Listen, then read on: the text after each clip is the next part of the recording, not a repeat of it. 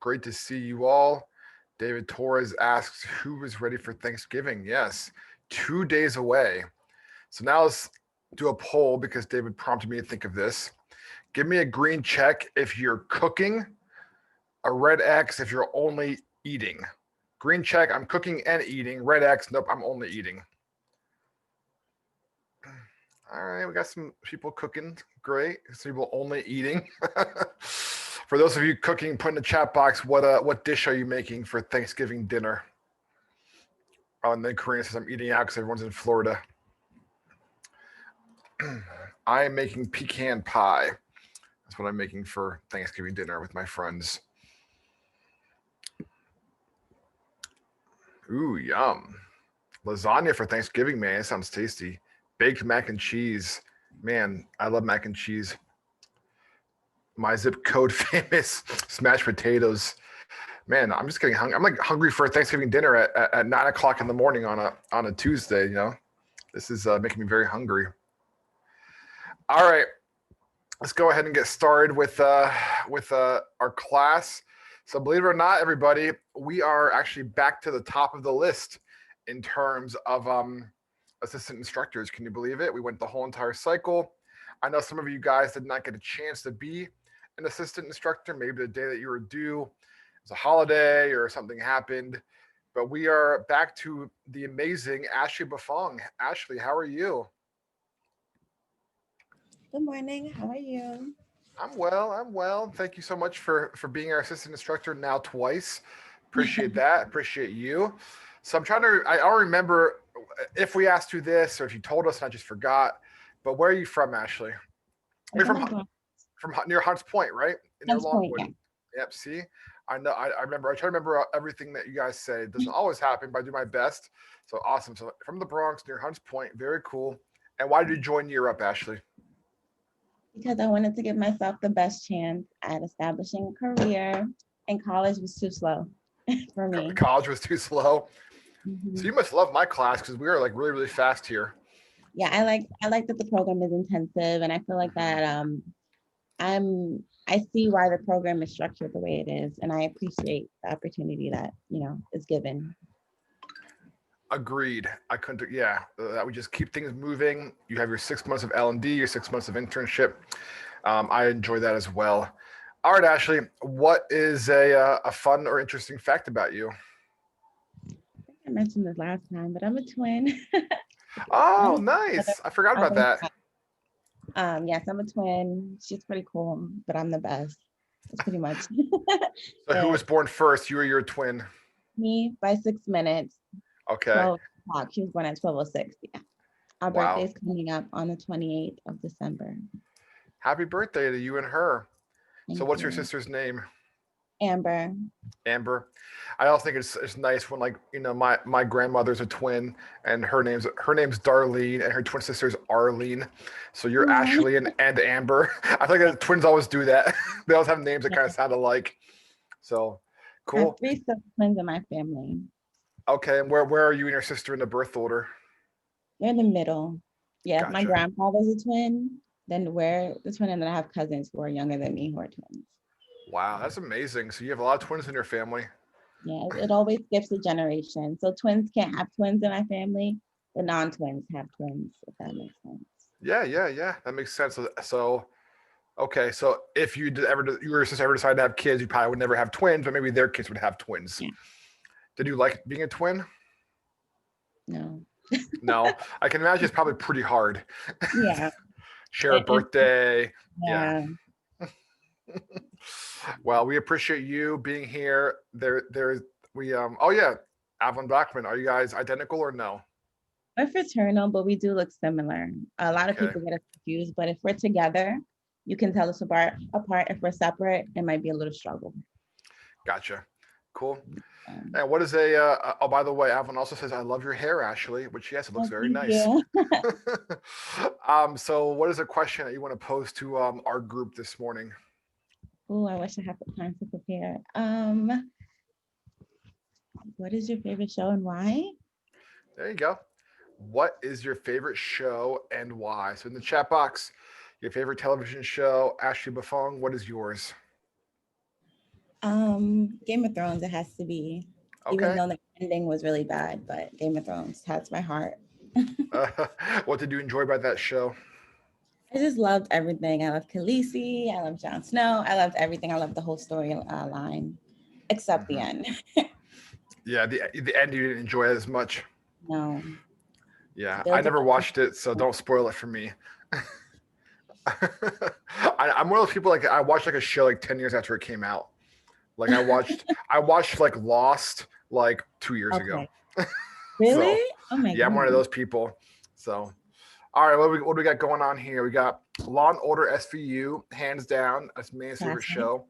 Me and David, of course, we like The Office. Hannah Holmes likes Blacklist. Karina likes You. And I don't even know that's a show. I know that was a show. Rahul, One Piece is played on World Views. Leverage, Majida says. I'm not even going to try to pronounce that because I'm going to embarrass myself. Avalon's answer. Um, used to be, oh yeah, Stranger Things. This is a great show. Jesus says. I liked it. Yeah, that was a good one because it was an old era. It had this mysterious theme. Um, Super Robot Monkey Team Hyperforce Go. All right, Andre, I'll check that one out. Also, another one for the Blacklist. Blacklist, Orphan Black, sci-fi thriller, Lost in Space. Man, after like this conversation, I don't know about you actually. I just want to like eat Thanksgiving dinner and watch TV now. You know what? Yeah. Should we just cancel class and I'll just go watch TV? What do you guys think? All right, Yeah. see it. Not, just kidding. So thank you, Ashley. Once again, we appreciate you. Thanks for being part of our class, part of our community. So I have some good news and some more good news. All right. I'm sure all you all saw the email yesterday from Will, but the good news is there is no class tomorrow. Did you guys all get that? There's no class tomorrow. There's no class Thursday. There's no class Friday. All right. So therefore, I thought, you know what, doesn't make a whole lot of sense to introduce a brand new concept to all of you, as you'll be you'll forget by next week Monday. That's just the reality. So what I want to do is like it's like why introduce something brand new and then a week from now be like, what did we talk about last week Tuesday? But I don't know. My brain is full of mashed potatoes and turkey and cranberry sauce and pie. I had no idea what we talked about. So instead, it's going to be we're going to do a unique concept today. How do you project manage your life? All right. So we're talking about that, a personal goal setting. Before we get into that, though, I want to just spend a little bit of time debriefing yesterday's conversation with Rachel. I think she did a fabulous job, but I want to hear from all of you. So if you don't mind, just raise your hand. I'd love to hear some feedback. Did you guys like having Rachel as a guest speaker? What were some of the things you learned? What were some of your key takeaways? What's something you're going to apply to your life? Ashley Ross is the best session. Awesome. So yeah, if you don't mind, raise your hand. I'll call on you. I'd love to hear your thoughts on her sharing because I want to know if she's somebody I should bring back for class 30. If you guys enjoyed her. So far we had Larry, we had John, and now we had Rachel. Anybody have feedback for Rachel? Best session, think, feel, do. Anybody want to unmute themselves and talk about it, or are we all just still waking up? Hey, good morning, guys. It's Rahul. I joined in a little late, but from the time that I was there, it was very informative because a lot of the things she spoke about were aspects in the office that's not really emphasized. The Yeah. biggest thing is that part she mentioned about compassion and empathy. You need to, as a project manager, as a lead, or any group team member, you need to, also take into considerations everyone's attitude, everyone's and motivations in that project. The reason being because once someone's attitude is defeated or lower than someone else's, the whole team is affected. Everyone's end goal is the same, so you want to maintain that even balanced field. And the way she talks about how you communicate with others and the interactions and how important they are, it's it's a lot of I wouldn't want to, so the word I was going for is, I'm trying to find the word for a person who knows human behavior and knows how to respond to get what they Right. want, but and not in a negative light, No. Yeah. I think the word you're looking for is EQ, the emotional EQ. quotient. They give IQ, your intelligence quotient. EQ is your emotional quotient. How well do you relate to other people? That person, like you, Rahul, you have very high EQ, I would say. You understand people Thank very you. well. You're welcome. So you have something you didn't even know you had it. So EQ. Yeah. Thank you for that feedback, and I couldn't agree more. A behavioral analyst. You could say that too, Evelyn. Great. Majida, I believe your hand was next. I think the whole entire, like, that was a really amazing session, I'd say, because like it was very informative, and I really liked how, like, from we ourselves have, like, we would think that once we grow up, like, having such a like, we'll have like different ways of thinking, and maybe it's better than what we have, like later on in life, we're gonna have like a different point of view, like everything changed. But in reality, from such a young age, we've already been using all of these tactics already, and some of us even forget those tactics and end up overthinking everything. But in reality, it's just very simple. And I really liked how she integrated, like, the how, like, we've always had this, but we just take it for granted. Yeah, excellent point, Machida. That was one of the things that I enjoyed as well. I love the illustration of, begging your parents to bring home a pet, right? We've all done that at one point in our lives. And we try to use all the things she talked about. We try to do the deal, the favor, the reasons. What was the fourth one I have written down here? Anybody remember? Inspire and silent allies. So yeah, that's good. Ashley Ross, thanks, Machida. I really enjoyed how, like, this might seem small, but it had a big impact on me, was that she used all of our names when she addressed us. Mm-hmm. And she remembered things that we said earlier on in the session. So it felt like she was really listening to us, and it felt like she was relating to us, even though, she was giving a session. It felt like a conversation. And that's something that's really big for me, is feeling like someone is talking to me instead of at me. And I also enjoyed the information that she gave. It felt like she was giving us a roadmap, like with all the steps. Right. And I just thoroughly enjoyed it, and I hope to have her back one day. Awesome. I'll be sure to pass the information on to her for sure. The thing of it is that I shared in the beginning, like, she truly is like one of the most gifted facilitators and speakers that I've ever, got to work with. She and I are former colleagues. And what you said, Ashley, that's one of the reasons why, like, she uses your name. She remembers what you said. She makes it more like a conversation than a lecture. So yeah, she's excellent at that. So I want to kind of put it into practice what we talked about yesterday. And I know that one of the big pain points that you all have as your participants is you do group projects and you have that person who doesn't pull their weight. All right. They don't do what they're supposed to do. It causes frustration to everybody else. Of these four that she mentioned, reason, inspire, deal/favor, or silent allies, just in the chat box, which one of these could you utilize next time you do a group project and you have that person who's not pulling their weight?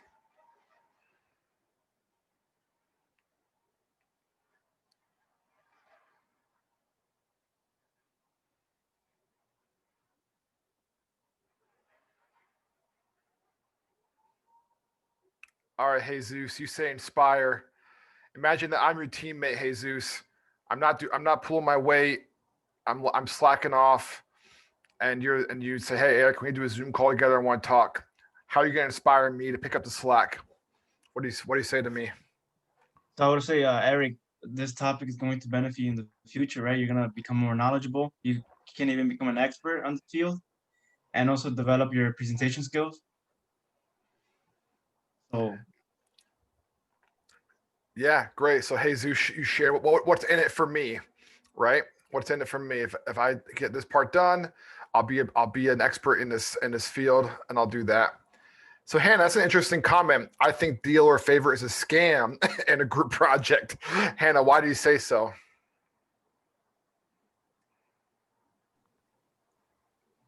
Sorry, I thought I had my camera on the whole time.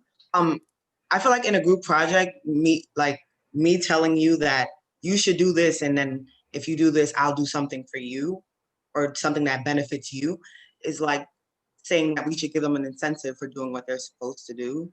I know my mom used to really get pissed if I wanted something for good grades when I was younger. So like I've learned that discipline.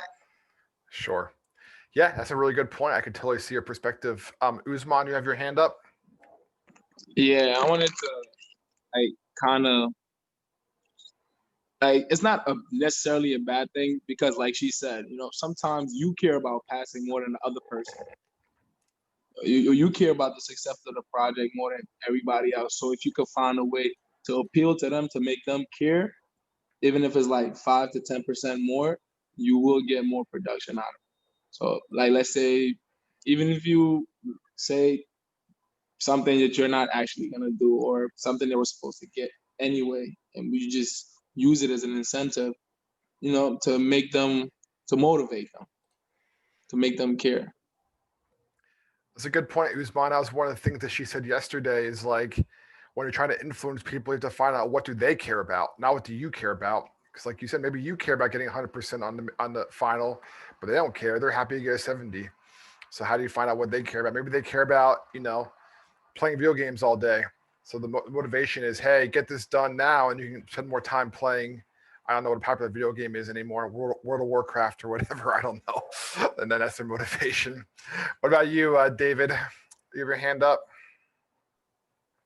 Well, I like to inspire colleagues, in a group project because if you remember, or if that person remembers, we all signed up to gain the same knowledge, to work in, in a work environment.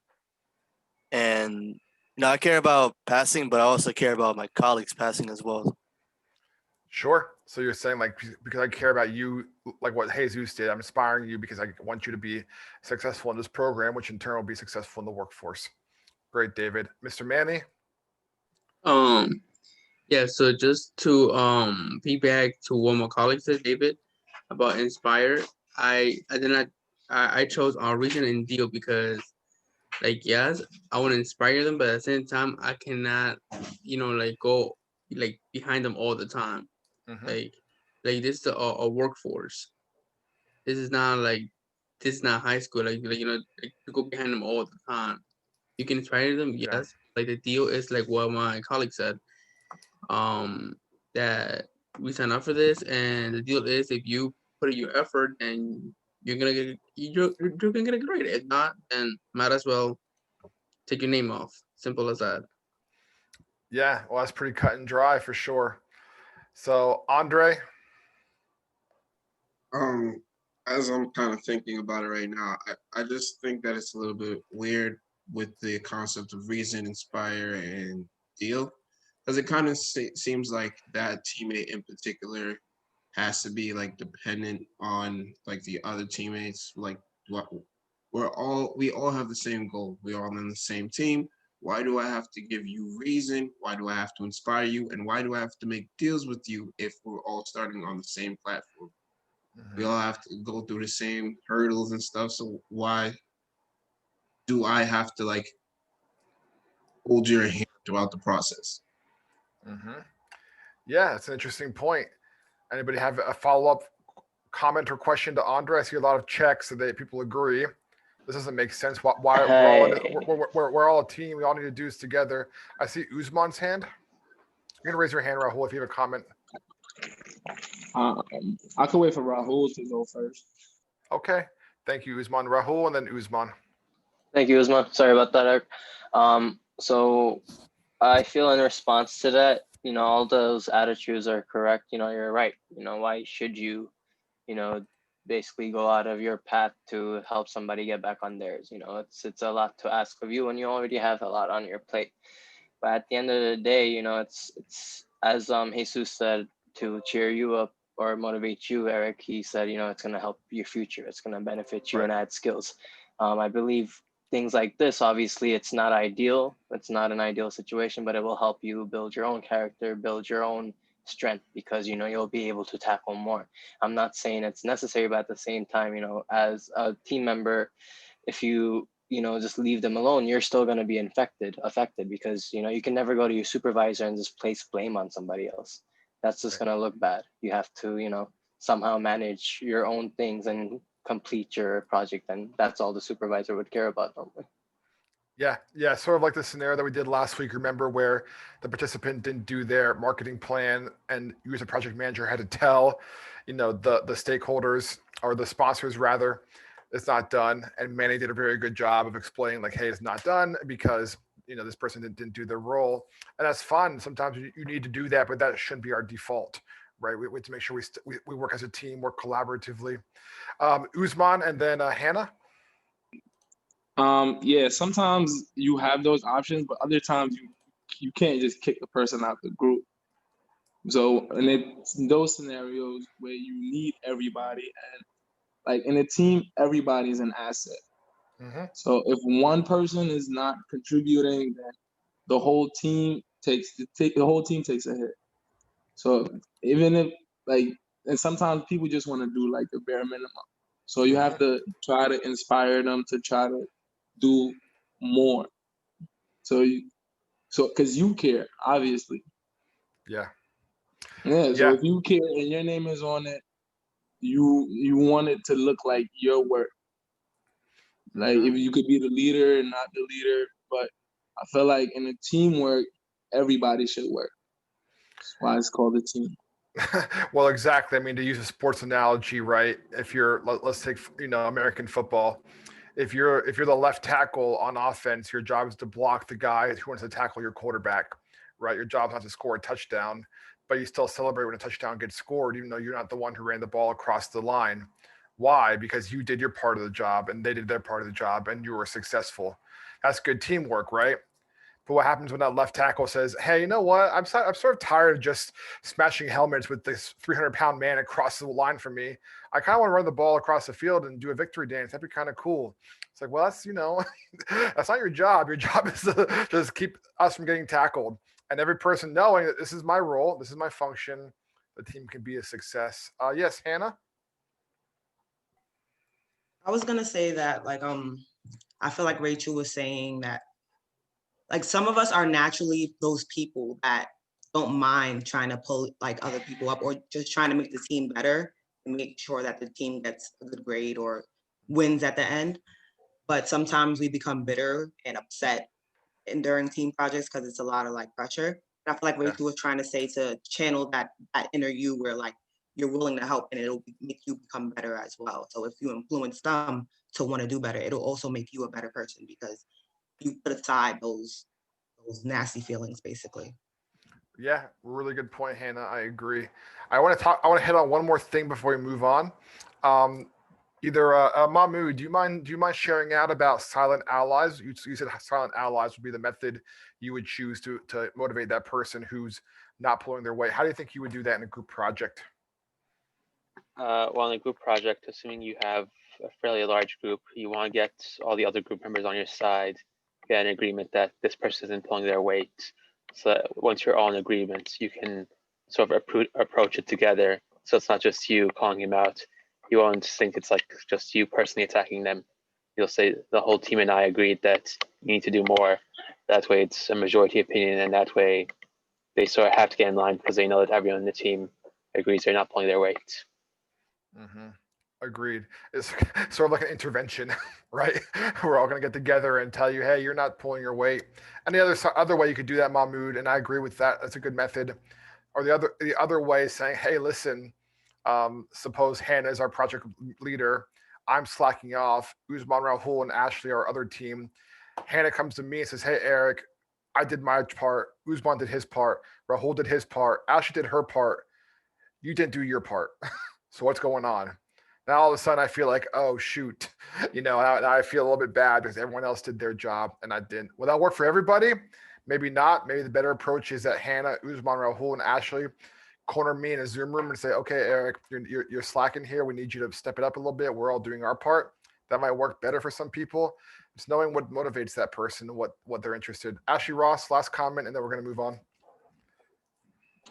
I want to say that I feel like silent allies is like the least sugar coated way to tell someone that Mm-hmm. they're not doing their part. And I really like that because when you're doing a group project, you can't sugarcoat things because, you know, it's important to get it done. And if you sugarcoat it, they're gonna be like, okay, well, I guess this person is fine with me taking the extra time.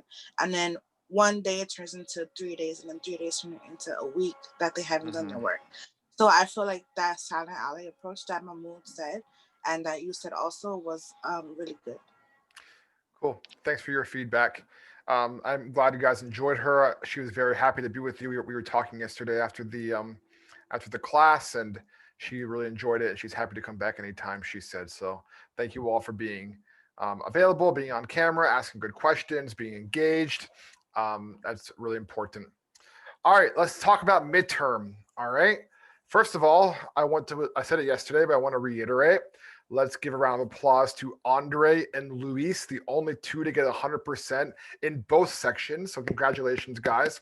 Both the IT and IO, the only people to get 100s were two IT students. So kudos to you. Nice job. Very impressed. So I know some of you guys had technical issues getting the midterm done. It looks like everyone who had those issues was able to complete it, which I'm happy to hear. Just some data on it. The average grade on the midterm was 77.64%. So just shy of 78%. That was the average grade. So if you got higher than that, you know that you were above the average. If you got lower than that, you know that you were below the average. Of course, the highest grade was 100%, which two different people got. One question that I've gotten from probably 6 or 7 people from both IT and IO is they felt that one of the questions was unfair. The question they thought was unfair was, let me make sure I read it straight off the, oh, someone's joined the room.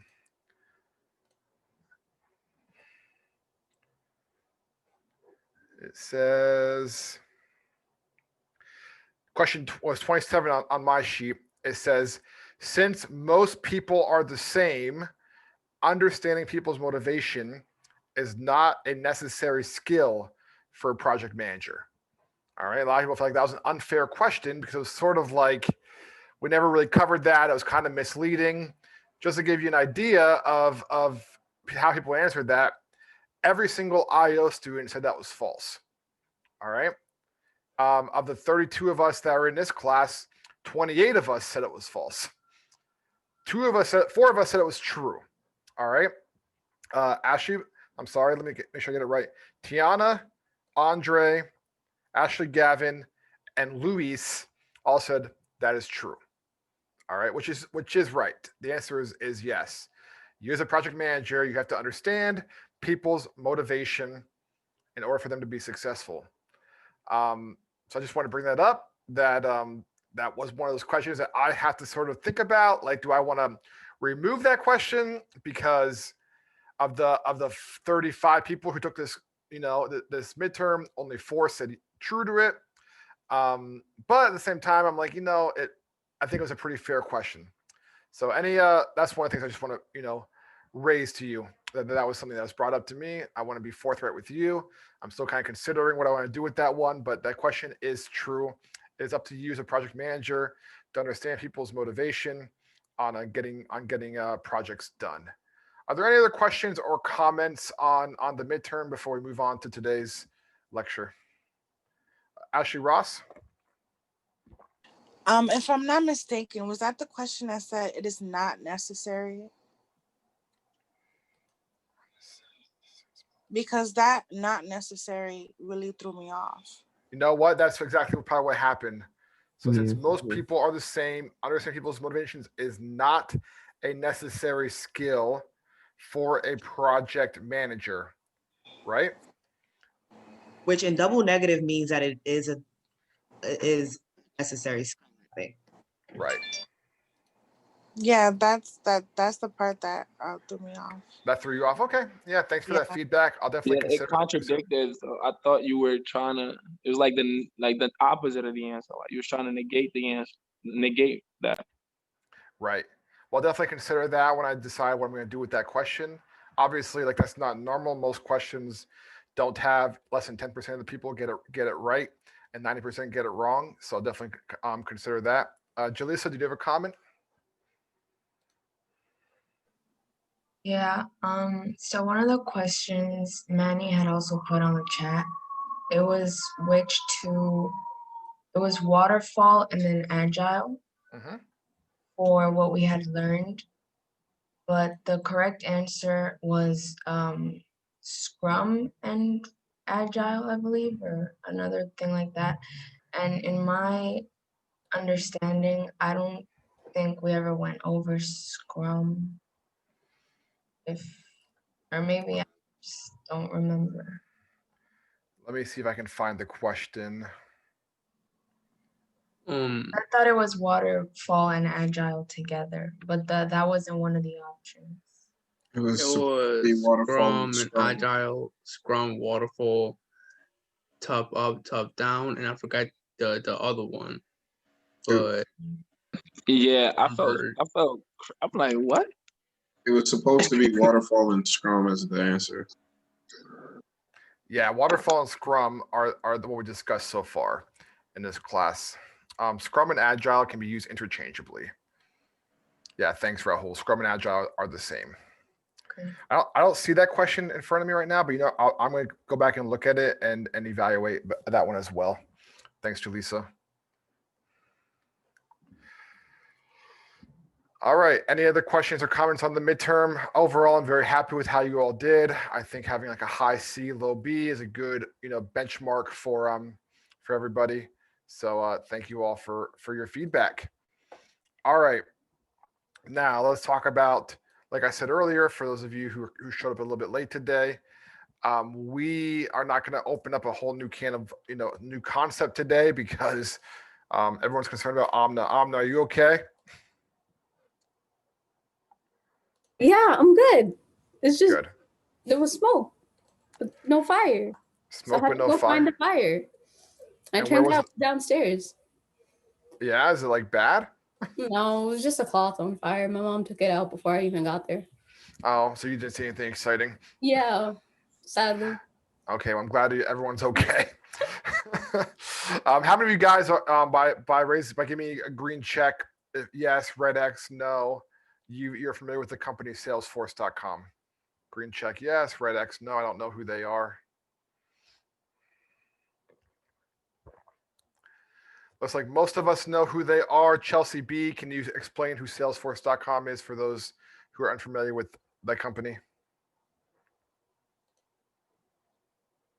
Sure, I can try. Like, I don't know too much about them. I know that they are like a system that some workspaces use to interconnect all the employees for, like, I don't know what the actual functions are. I've never been on that, but I know that's what most workplaces use them for that do operate on Salesforce.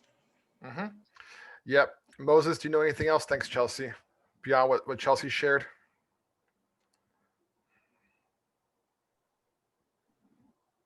I've heard the name a few times, but I have not. I don't remember exactly what it's used for outside of what Chelsea just described. Gotcha. Okay, no problem. Well, Salesforce is a pretty large tech company. They were founded in 1999 by a man named Mark Benioff and his colleagues, and they do what is called CRM, Customer Relationship Management. And they're a very large corporate company. They actually just broke into the S&P 500 earlier this year. They have a huge office in New York near Bryant Park. They have a Salesforce Tower there. They're all over North America, but they're also international as well. And before getting involved with Europe, I actually worked pretty closely with them, doing consulting with their managers and training with their first-time people managers. So they're, curiously enough, also a very big partner of Europe. So a lot of you in this room as IT students would probably go there for internship, which is it's a great company, very large company, but they do really good work and they have a really strong culture. They were rated one of the best places to work in New York, for the last like 10 plus years. And one of the interesting things about what they do is they don't do traditional metrics or KPIs for success. They have this tool called the V2MOM.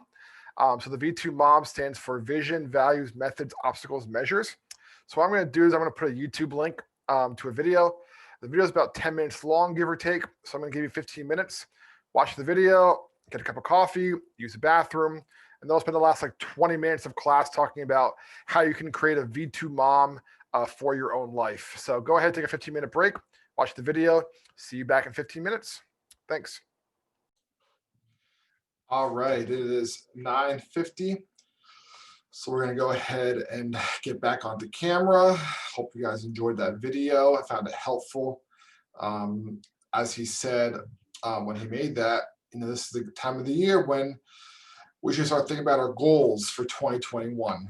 So what I want to do for the last 20 minutes or so that we have together is just an exercise that you can start to think through some of your goals. So here is the PowerPoint. The very first V that he talked about, if you recall, was vision. So what do I want to do in 2021? All right, it's a good example, and there's a bad example there. And the goal that you write down, it could be professional, like this example is. It could be personal. I want to read more. I want to get in better shape. That could be physical, I suppose. Personal could be I want to spend more time with my friends or family. I want to spend less time, looking at my phone, whatever the case might be. So I want you to do the first exercise is write down what is one goal that you want to do for 2021. And look at the comment there. The bad example, I want to get a job. Well, you can go to Chuck E. Cheese or McDonald's and get a job. And is that what your goal is for 2021? I mean, maybe it is, and if so, that's great. But maybe your real goal is I want to get a job at a Fortune 500 company where I earn at least 40K a year. So take 1 minute, write down on a notepad or on your computer, what is your one goal for 2021? Of course, you have more than one, but we'll just do one right now.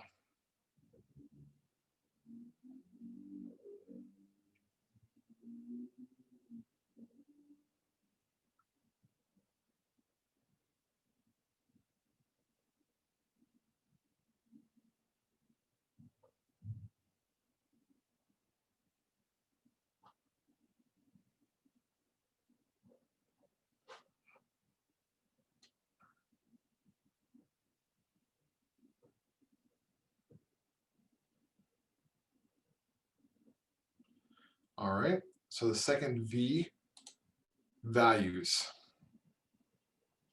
What is the most important to me in 2021? See a bad example, well, my family's important. Well, okay, what does that mean? Good example is I want to be a loving, caring husband and father who sacrifices for his family. That's a value that I have.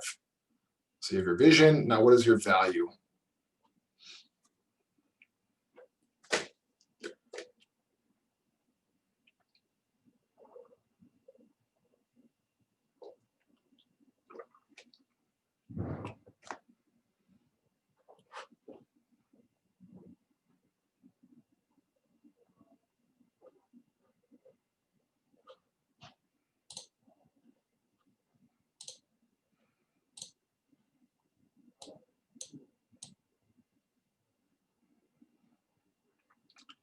Yes, Ashley Ross, I agree. I like the V2MOM as well. 10 more seconds.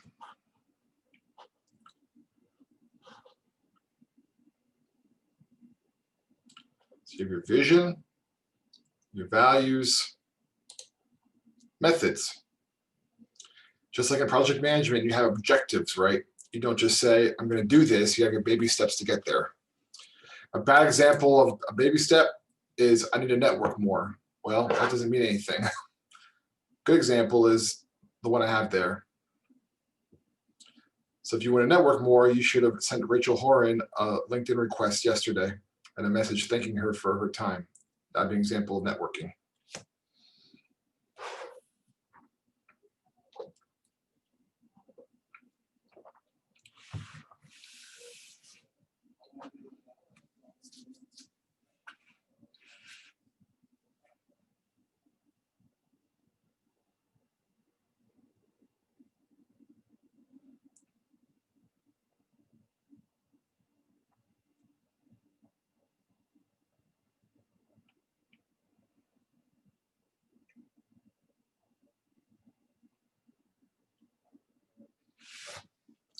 Ten more seconds.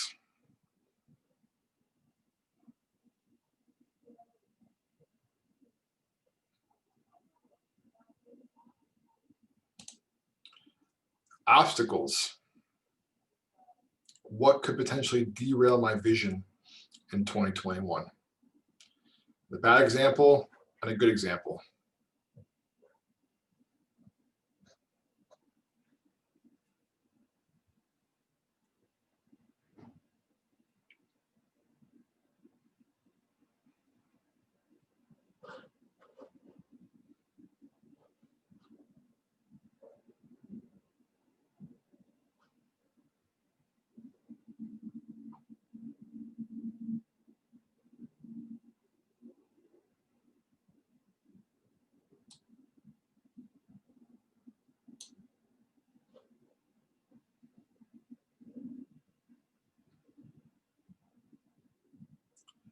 10 more seconds.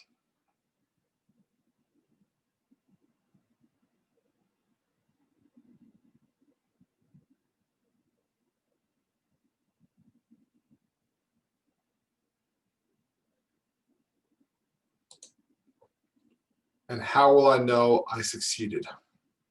So I want you to imagine it's November 24th, 2021. How would you know that you achieved your goal? So a bad example, I'm in better shape.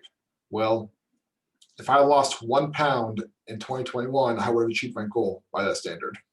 Or I could run 1 block further than I could before. But having a good example is this. There's clear metrics for success.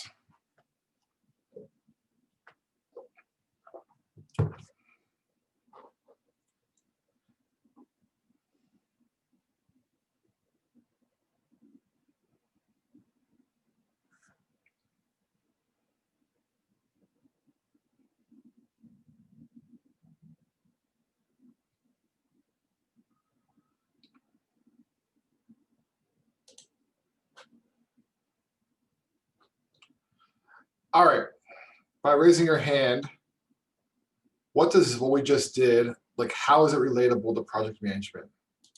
We've been spending the last 5 weeks talking about project management.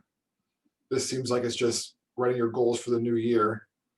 But I call this project managing your life.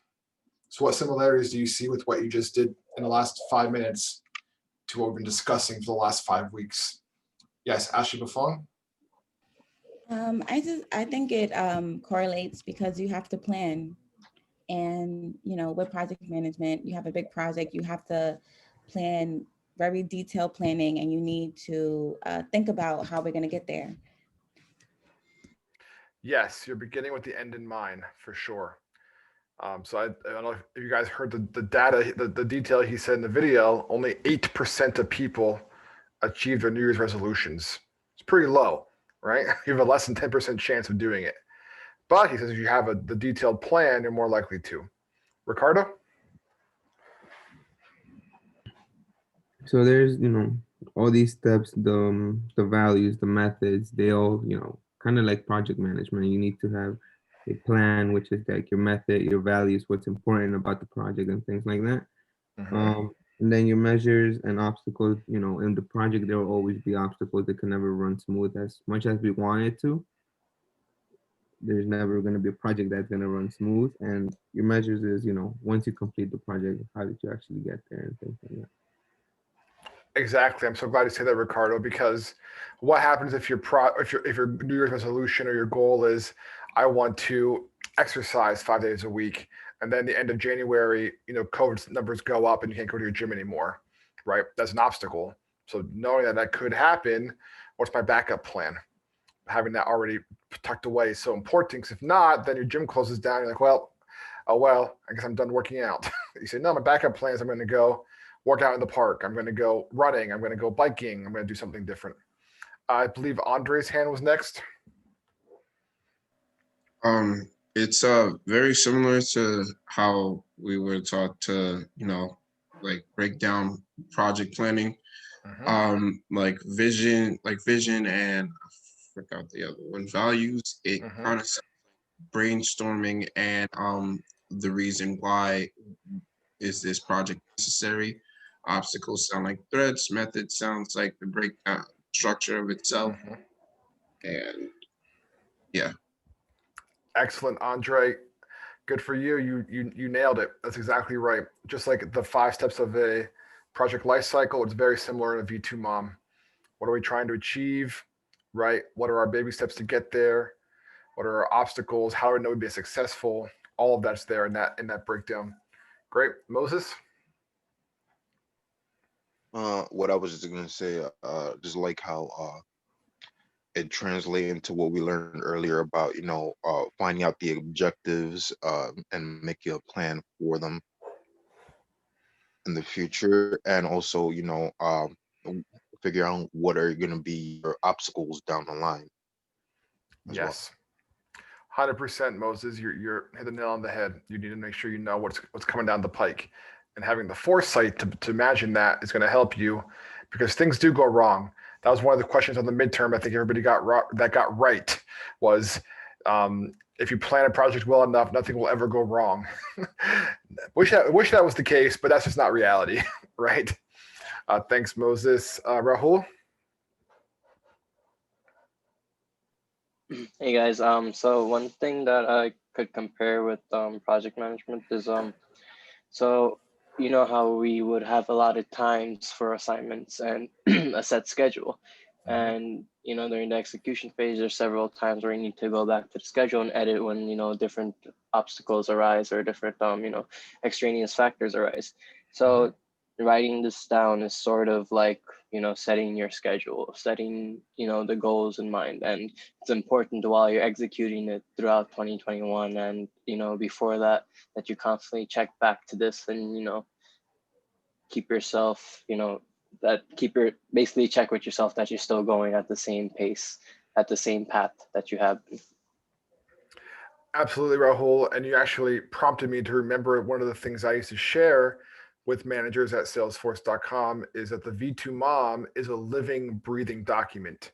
So what that means is like you don't write it in December and never look at it ever again. You look at it and you keep editing it, you keep adjusting it. You say, oh man, I'm way ahead of this goal. I'm way behind this goal.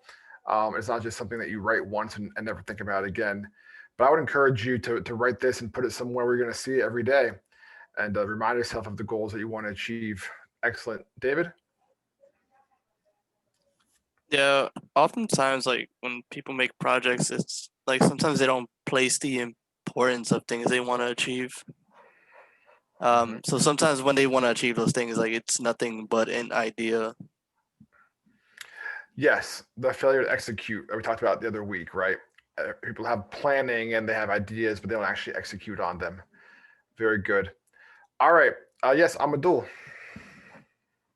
Yeah, Eric, I wanted to say like it also allows you to see if it's a tangible or intangible value. Like 100%. Yeah. So if you don't mind me asking, Amadul, like what when you wrote down yours, was yours a tangible or an intangible value, what you want to achieve? It was intangible. Intangible, great. Yeah. Yeah, I love it. Thank you, Amadul. That's very good. So you all have tomorrow off. Thursday is a holiday. Friday off, and the weekend. 5 days. What do you think you should do with this document that you started between now and next week on Monday? You have 5 days to take care of it. We'll say 4 because we'll say don't work on Thanksgiving. Any ideas of what you think you should do with that document in the next, since you have the next 5 days off?